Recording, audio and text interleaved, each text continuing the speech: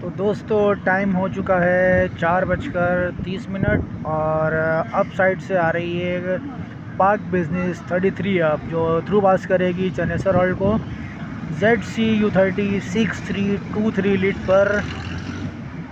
तो आइए देखते हैं park business express through pass कर रही है चनेसर रोड को।